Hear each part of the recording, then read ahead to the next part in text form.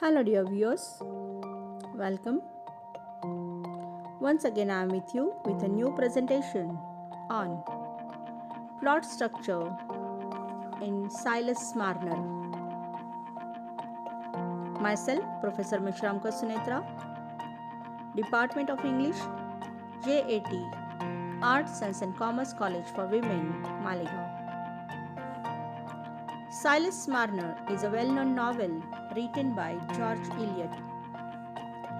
The real name of George Eliot was Mary Ann Evans.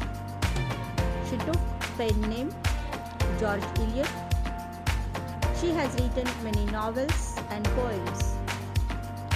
The major novels of George Eliot are Adam Bede, The Meal and the Floss, SILAS MARNER. SILAS MARNER has subtitle The Weaver of Bravado. Another novel, The Moloch, Felix Holt, Middlemarch, Daniel Deronda. Her well-known poems are The Spanish Gypsy, Agatha, Brother and Sister, and The Legend of Jubal. Every good plot has 5 stages: exposition, rising action, climax, falling action, and resolution. So, every good plot has beginning, middle, and end. SILAS MARNER, the novel, too, has this proper plot structure. There is exposition, some conflict is introduced, then there is rising action, climax, falling action, and finally resolution. Exposition. The novel starts in the present and flashes back when Silas was a young man in Lantern Yard. So, here the writer has used flashback technique. Silas was a respectable youth in his religious community. He was respected by his friends and other community people. He was in love with Sarah and he was engaged to marry her. But very soon he was framed by his best friend. He was betrayed by his best friend and he was expelled from the town. So, from Lantern Yard, Silas moved to Ravelou and started a new life. Silas was hurt badly, so he became a reclusive miser. He became a man full of anger and despair, and it made him the subject of rumors and lies.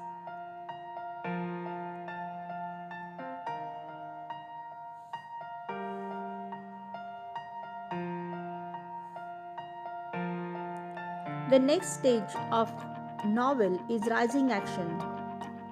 Now here, the readers are introduced to the Cass family, the squire and his 3 sons, Godfrey, Dunstan, and Bob.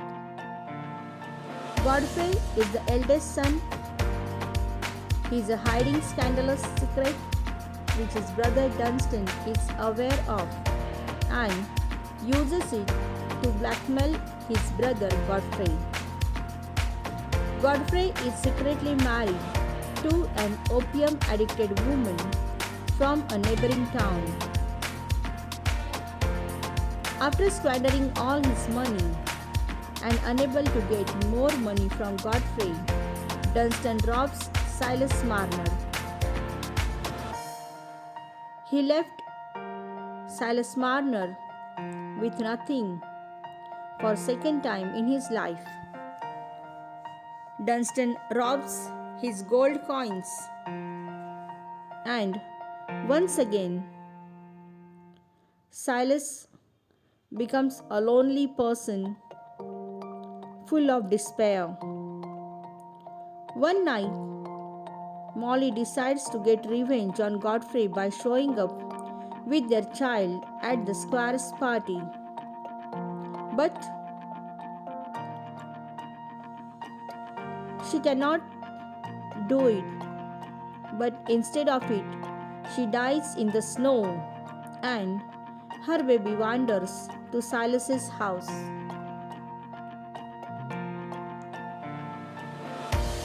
Now the next stage is climax. Molly is dead. When it is revealed that Molly is dead, Godfrey marries his true love, Nancy. He was courting Nancy during his marriage. Silas adopts that child and he christens her as Eppie. Eppie's arrival changes his life. He gains friends. Once again he gains respect, and he gets replacement for his robbed gold, that is true love. His robbed gold is replaced by the beautiful golden hair of Eppie.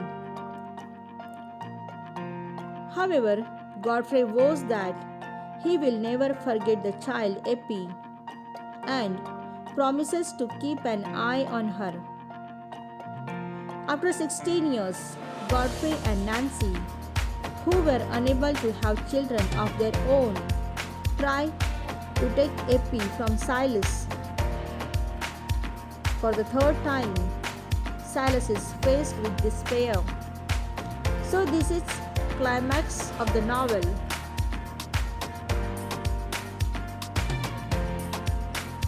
But Eppie is not ready to leave Silas. Unable to leave her true father, Eppie refuses to go to Godfrey's castle. Now she is 18 years old. She refuses the offer of her real father Godfrey to be their child, and this makes Silas the happiest he has ever been. He knows now that he will trust her for the rest of his life. Silas got his gold returned to him after the Cass family finds Dunstan's dead body at the bottom of dried up quarry near Silas's cottage. Once again, Silas gets his gold back.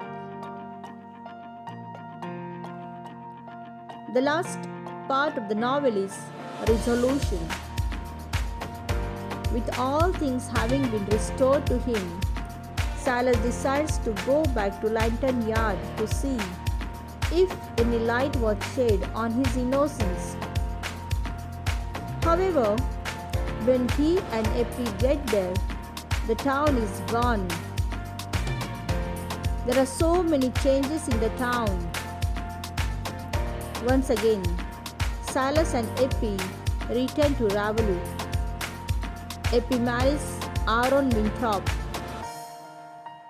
and Silas, Eppie, and Aaron live happily in Silas's cottage for years to come.